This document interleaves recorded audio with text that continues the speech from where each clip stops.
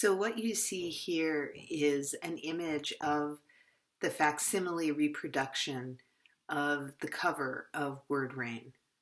And here you can see this repetition of the book that I was just speaking about in the introduction.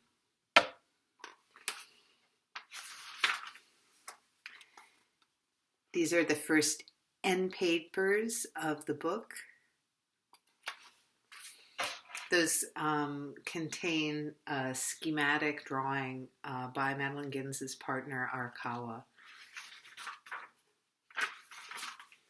And here you can see the title page.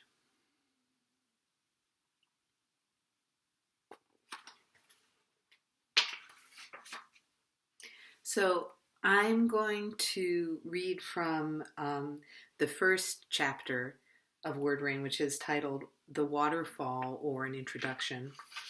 And I can show you a few of the pages of the book. So again, this is reproduced as it would have appeared in the first edition, which is the aside from this facsimile, that's the only version of Word Rain in print. And it used to be possible, I would say maybe 3 years ago, to find copies of Word Rain online from different antiquarians or other rare book dealers, and they would be a sort of mediocre copy with marks on it would be maybe $350 US, and now it's absolutely impossible to find these copies, unfortunately. So if you're interested in seeing an original copy, you need to go to a library or a museum, or this book has a facsimile, but it's not quite the same thing, although we tried to reproduce it at the same size as the original. So, okay, so here's the first chapter of Word Rain, The Waterfall, or an Introduction. I induce a sly birth with my eyes, the lines of creases. Delete. I massage geometry with a scented oil, the maintenance of lips, the battles of containers. I speak in the midst of a sifted reticence. Over there in the center, I am imploded as the size of a fly. Words fall off the curls of nothing after I have left for the next moment. I am folded into her. I am involved in the curves of her gray folds. I know how to use them. I know better now than at first, but I knew then too. She moves as I shift. Words rain on a molded juncture which you might mistakenly call my head. I fill her up at the typewriter. I move her femininely as befits her body. I take her with me. I introduce the tensile subject into her. I am her introduction to the room, to the Word Rain, to the waterfall pummeling down over membranous rocks. I find her room. I move in the damp ocean. Words cannot say how I am she. I am not afraid to move. I am the judge. It is raining in the ocean. I am a river of hypotheses, categories, and disjunctive relations. I pulled Aristotle taut. I wave them, and words tumble out. They eddy into sentences with my meaning.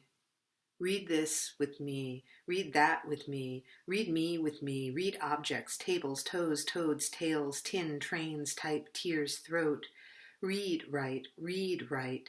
This is still life. Only I write and read. If you've misplaced me on your own, bring me up again from off this page. I must say that, even though it is entirely possible that I originate 1,000,000 miles from here, I am closer than this book, which is very close. I give you this book for a present. It comes with a room, light, a country, sky, and weather. I will arrange for you to be made aware of these in detail. You may look at everything. You will see only what I see. Look at this sentence. There is nothing on it. Now look at this sentence. I see a plate of desert ribbed with dunes held in place with drops of slime just above a layer of petrified tentacles. There's nothing in this sentence. I say, I see a book in this sentence.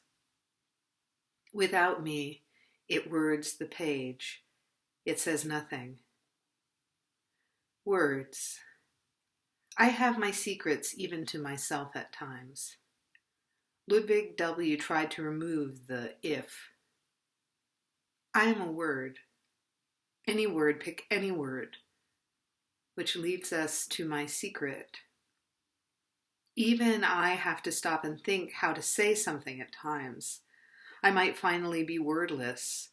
I will not say. I am the liar, the one who says I am not telling the truth.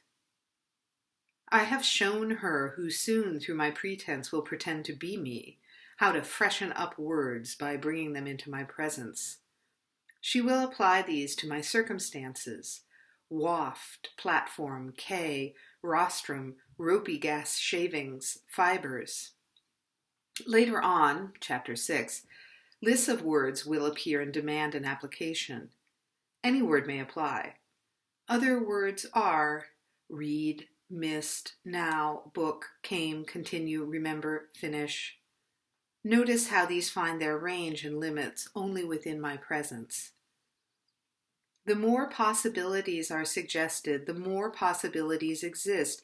The more possibilities are taken in by the imagination, the more the imagination's possibilities are defined, the more the possibility of more possibilities can be recognized. The possibilities of more possibilities lead to the imagination itself immediately and to me.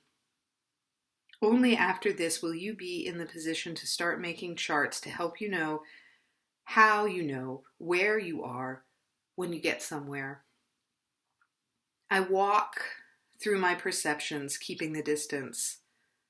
I am the only one who can decide to breathe. I will help her and you when you practice to be me. When you see, I say breathe fast, slow breathing, through the mouth. You will breathe through your nose, very fast, you're right. Very slow, you're right. Hold your breath. Each notation governs 1/8 of a minute unless otherwise noted. If you had known this at the beginning of this paragraph would have been made to contain 7/8 of a minute of breathing in 1/8 of a minute of reading. There is no notation on the page. Breathe any way you like, just be sure not to die. No matter how many mistakes you make, I will hold our breath. I am that which knows what to do. Even now, this is a sound book. It moves through my hum. I take the letter B and move it toward ac. It moves back into me. H has become involved with as. Needless to say, T, L, R, D, S, W, B, C, and V may become involved with ent, etc. Every letter that I see has been sounded at least 2 times. So too, every word has been lived, although I must sadly admit that I do not know any living word besides myself, which is a secret. One joke is that I must do everything at least twice in order to communicate. I must think and say, and then hear and think. I lisp around my secret, my saying is sinking. In order to isolate myself as the process of thinking, I must think of thinking, or more conveniently read my reading. This is an extensive joke in the manner of the irony of names, the belly laugh of birth, or the Chaplinesque persistence of consciousness. Let me clear your throat. I symbolize your existence for you as I read your life. I have taught her that the poet should be the first to extend herself. And for the dumber, those who have had less practice in talking to themselves, it is now being said that living is almost reading. Words. Here's a selection of words. The selection of words has been made but is no longer here. There is the selection of the words themselves. I must face them. They face each other.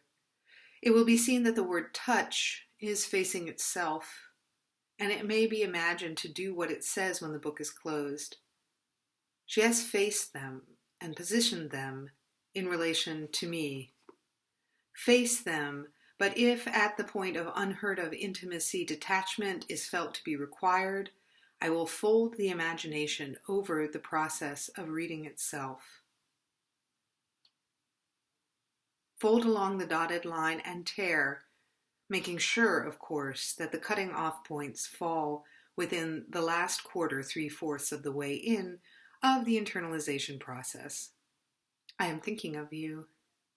I must always think of you and scribble in your outline. I write you.